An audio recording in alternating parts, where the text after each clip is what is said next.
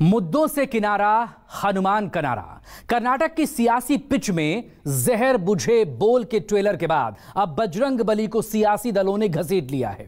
जिन महाबली के आगे बड़े बड़े तुर्रम खां पानी भरते हैं, अब वही महाबली बजरंग बली बीजेपी और कांग्रेस के लिए सियासी हथियार बनते जा रहे हैं। चुनाव में रोटी कपड़ा मकान से हटकर बजरंग बली को मुद्दा बनाने के पीछे मकसद क्या है, पूरा विश्लेषण हमारी इस खास रिपोर्ट में देखिए।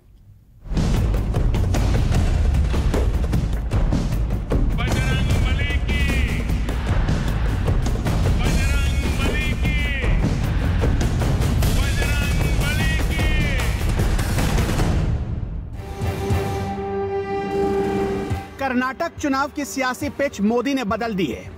अपने हिसाब से पिच तैयार कर ली है। जैसा चाहते थे वैसी ही पिच तैयार हुई है और इस पिच पर कांग्रेस खेल भी पाएगी या नहीं, डाउट है।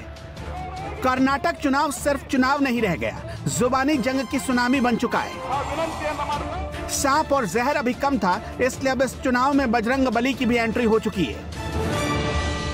कांग्रेस पार्टी ने अपने मैनिफेस्टो में बजरंग बली को ताने में बंद करने का निर्णय किया है।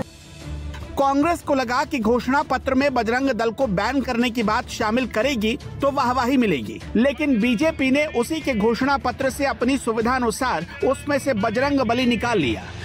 वैसे चुनाव में बजरंग बली सुविधा अनुसार प्रकट हो ही जाते हैं। 2018 में बुक्कल नवाब ने दावा किया कि हनुमान जी मुसलमान थे। जहाँ तक हनुमान जी की बात होती है और जात धर्म में बांटने की, हम आपको बता दें कि हनुमान जी जो थे वो पूरे विश्व के थे, हर धर्म के थे, हर मजहब के थे, हर मिल्लत के थे। जहाँ तक हमारा मानना है, हनुमान जी जो थे वो मुसलमान थे। तब जवाब में योगी सरकार के तत्कालीन कैबिनेट मंत्री लक्ष्मी नारायण चौधरी ने दावा किया कि बजरंग बली जाट थे। जाट का स्वभाव होता है कि यदि किसी के साथ अन्याय हो रहा हो तो वो बगैर बात के, चाहे जाने पहचान हो या न हो, वो उसमें जरूर कूद पड़ता है। तो जो हनुमान जी की प्रवृत्ति है वो जाटों की प्रवृत्ति से मिलती है, इसलिए मैंने कहा एक हनुमान जी जाट ही होंगे। 2018 में ही राजस्थान के एक चुनावी जनसभा में खुद योगी आदित्यनाथ ने बजरंग बली को दलित कह दिया। हम सब का संकल्प बजरंगी संकल्प होना चाहिए। बजरंग बली का संकल्प। बजरंग बली हमारे भारतीय परंपरा में एक ऐसे लोक देवता है जो स्वयं वनवासी हैं, गिरवासी हैं, दलित हैं, वंचित हैं, सबको लेकर के सबको जोड़ने का कार्य बजरंग बली करते हैं। फर्क बस इतना था कि पहले पूरी लड़ाई बजरंग बली की जाति पर टिकी थी और अब पूरी लड़ाई बजरंग बली को कौन कितना भुना सकता है इस पर आ चुकी है। मेरे लिए हनुमान जी की पवित्र भूमि को नमन करना ये बहुत बड़ा सौभाग्य है, लेकिन दुर्भाग्य देखिए, जब मैं आज हनुमान जी की पवित्र भूमि को प्रणाम करने के लिए आया हूं, उसी समय कांग्रेस पार्टी ने अपने मैनिफेस्टो में बजरंग बली को ताने में बंद करने का निर्णय किया है। पहले प्रभु श्री राम को ताले में बंद किया और अब जय बजरंग बली बोलने वालों को ताले में बंद करने का संकल्प लिया है। यानी दिल्ली वालों को भी बजरंग बली चाहिए और कर्नाटक वालों को भी। दिल्ली से कर्नाटक पहुंचते पहुंचते बजरंग बली बहुत बदल जाते हैं। जिनके सौम्य छवि का अब तक आपने दर्शन किया है, वो दक्षिण में जाते जाते एंग्री बजरंग बली बन जाते हैं। शायद ये सब देखकर बजरंग बली भी सोच में पड़ जाएं कि उनका असली रूप क्या है और वो किसके हैं।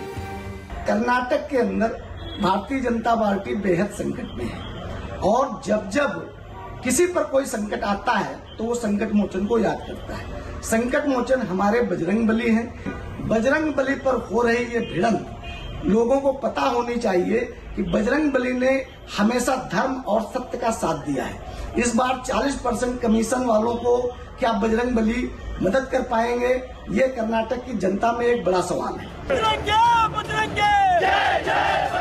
लेकिन कर्नाटक चुनाव में बजरंगबली मुद्दा क्यों बन गए? इसी कर्नाटक की अंजनाद्री पर्वत श्रृंखला को बजरंगबली का जन्मस्थान माना जाता है। उत्तरी कर्नाटक में हम्पी नाम का एक शहर और कस्बा है। इसी हम्पी में अंजनाद्री नाम का एक पर्वत है। ये पर्वत जिस हम्पी नाम की जगह पर है वो पहले किष्किंधा राज्य का हिस्सा हुआ करता था। किष्किंधा का जिक्र रामायण में भी मिलता है। वैसे तो हिंदू धर्म में संतों का अलग अलग मत है, लेकिन कुछ जानकार दावा करते हैं कि हनुमान जी का जन्म इसी अंजनाद्री पर्वत पर हुआ। अब उसी कर्नाटक में चुनाव हो रहा है और उसी कर्नाटक की कांग्रेस ने अपने घोषणा पत्र में दावा किया कि अगर उसकी सरकार आ गई तो वो बजरंग दल, पीएफआई और नफरत फैलाने वाले दूसरे अन्य संगठनों को बैन कर देंगे। लेकिन बजरंग दल में दल गायब हो गया और पूरा मुद्दा सिर्फ और सिर्फ बजरंगबली पर शिफ्ट हो गया। वैसे बजरंगबली का चुनाव में प्रयोग ये कोई पहली बार नहीं हो रहा। इससे पहले भी एक प्रयोग हो चुका था साल 2018 में, यानी 2019 के लोकसभा चुनाव से ठीक कुछ महीने पहले। और अब की बार भी बजरंगबली पर बहस लोकसभा चुनाव से ठीक कुछ ही महीने पहले शुरू हुई है। ये संयोग है या प्रयोग?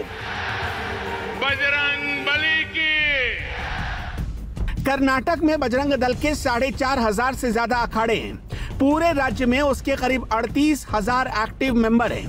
कर्नाटक की पूरी राजनीति मठों पर टिकी होती है, लेकिन उसी कर्नाटक में 2% ईसाई और 4% मुस्लिम बहुत बड़ा मुद्दा है। राज्य में हिजाब विवाद तो याद ही होगा आपको। पूरे कर्नाटक में बजरंग दल की सक्रियता की सबसे बड़ी वजह धर्म परिवर्तन, लव जिहाद और स्कूल और कॉलेजों में हिजाब का विवाद है। कुछ दिन पहले बजरंग दल के कार्यकर्ता ने हिजाब पहनने का विरोध किया तो कुछ लोगों ने हर्षा नाम के उस कार्यकर्ता की चाकू मारकर उसकी हत्या कर दी। लेकिन बजरंग दल भी दूध का धुला नहीं। ये हम नहीं बल्कि कांग्रेस आरोप लगा रही है। Who are promoting enmity in the society, who are promoting hatredness in the society. And Prime Minister sir, what about this news item? I want answer from you. A Dalit boy was killed by one organization. The name of the organization is Bajrang Dal. आप बजरंग दल के बराबर जिस organisation ने एक दलित बच्चे की हत्या कर दी, ये देखिए आपके सामने, उसके बराबर पवन पुत्र हनुमान को बनाना चाहते हैं। Had you visited this boy? Had you visited this family members of this boy? Had you asked the 40% Commission Sarkara to file an FIR against those people who were involved in the murder of this Dalit boy? Do you think that Dalits are not Hindus? Prime Minister sir, do you feel that Dalits are not Hindus? 1 अप्रैल 2021 हिंदू लड़की के साथ एक मुस्लिम नौजवान पर हमला हुआ और आरोप बजरंग दल के लोगों पर लगा। 18 जनवरी 2022 गड़ग में 20 साल की हिंदू लड़की के साथ जा रहे मुस्लिम नौजवान पर हमला हुआ। एक शख्स की मौत हो गई और आरोप बजरंग दल पर लगा। 1 अप्रैल 2022 शिवमोगा में मुस्लिम मीट व्यापारी पर हमला हुआ। 5 बजरंग दल के कार्यकर्ता गिरफ्तार हुए। 2008 में मंगलौर में चर्चों पर हमला हुआ। आरोप बजरंग दल पर लगा। खुद येदियुरप्पा ने जांच कमेटी बनाई थी। 1 जून 2018 मवेशियों को अवैध तरीके से ले जा रहे शख्स की पीट कर हत्या कर दी गई। इसका आरोप भी बजरंग दल के कार्यकर्ताओं पर ही लगा। 28 नवंबर 2021 बजरंग दल के कार्यकर्ताओं ने जबरन धर्मांतरण का आरोप लगाया और चर्च में घुसकर प्रार्थना सभा रुकवा दी। मोदी जी फेंकने में बहुत माहिर हैं। भाई बेन लगाने के बाद बोले बजरंग दल को बोला है, बजरंग बली को नहीं। बजरंग बली हनुमान हमारे आराध्य हैं और उसके नाम से आप गुंडागर्दी कर रहे हो बजरंग नाम जोड़ के, ये तो उचित नहीं है। बजरंग दल को बैन लगाने के बाद क्यों गुंडागर्दी कर रहे हो? यहाँ भी क्या कर रहे हैं? छत्तीसगढ़ में कम गुंडागर्दी कर रहे हैं, हम सब देख रहे हैं। यहाँ के बजरंगियों ने कुछ गड़बड़ की तो उसको ठीक कर भी दी हम लोग, है ना। जरूरत पड़ेगी तो यहाँ भी सोचेंगे। सिर्फ कुछ घटनाएं वजह नहीं, बल्कि इसके पीछे का एक सबसे बड़ा कारण वोट बैंक भी है। पूरे कर्नाटक में करीब 12 लाख ईसाई वोटर्स हैं, जो किसी भी पार्टी की जीत और हार में बहुत बड़ी भूमिका निभा सकते हैं। और इसी के साथ यहाँ 4% मुसलमान वोटर्स भी हैं। कर्नाटक में 32% ओबीसी आरक्षण है। हाल ही में बसवराज सरकार ने इस पूरे ओबीसी आरक्षण के ढांचे को बदल दिया। इस 32% आरक्षण में 4% मुस्लिम आरक्षण था, जिसे सरकार ने रद्द कर दिया। इसके बाद जो ओकालिंगा समुदाय को 4% आरक्षण मिलता था, वो कोटा बढ़कर 6% हो गया। इसके अलावा लिंगायत समुदाय का जो 5% आरक्षण था, वो बढ़कर 7% हो गया। चुनाव से पहले इसे वोटों के ध्रुवीकरण के लिहाज से मास्टर स्ट्रोक बताया जा रहा है। बीजेपी जो काम चुपके चुपके करना चाहती थी, कांग्रेस के घोषणा पत्र ने वो काम आसान कर दिया। और अब प्रधानमंत्री मोदी हो या योगी आदित्यनाथ, सबको खुलकर कांग्रेस के खिलाफ बैटिंग करने का मौका मिल गया। बजरंग बली की, बजरंग बली की, बजरंग बली की। उत्तर प्रदेश और कर्नाटक का संबंध आज से नहीं, त्रेता युग से है। मर्यादा पुरुषोत्तम भगवान श्री राम के वनवास के सबसे अभिन्न सहयोगी के रूप में कोई मिला था तो बजरंगबली हनुमान जी मिले थे। इसी कर्नाटक की धरती में उनका जन्म हुआ। कर्नाटक वही धरती है और उतना ही पुराना संबंध यह उत्तर प्रदेश और कर्नाटक का है।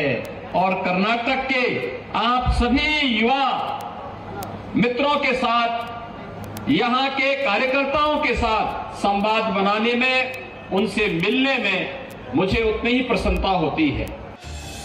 वैसे बजरंग दल का विवादों से बहुत गहरा नाता रहा। वैलेंटाइन डे पर मारपीट करना हो या फिर जगह जगह प्रार्थना सभाओं को ना होने देना। 8 अक्टूबर 1984 को बजरंग दल की स्थापना हुई। अक्टूबर 1984 में विश्व हिंदू परिषद की ओर से राम जानकी यात्रा निकाली जा रही थी। यात्रा अयोध्या पहुंचने वाली थी और बाबरी विवाद के चलते इस पर खतरा था।